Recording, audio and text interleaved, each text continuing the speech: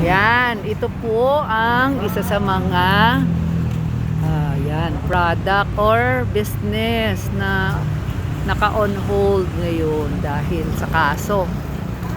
Sa kaso, buti na lamang po ay si Lucky Manzano ay hindi na po kabilang sa inaksuhan. So, yan po. So, sayang po. Sayang po itong investment na ito na close lang dito po along San Fernando. It's no longer San Fernando. Basta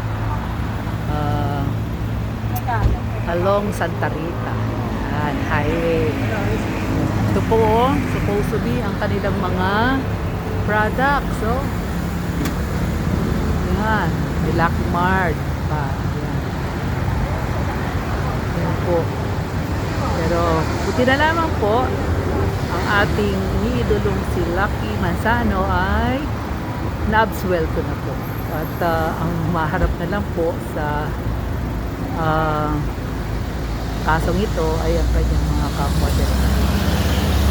So, sana po maging ayos na ito. Para po okay na lahat. Okay.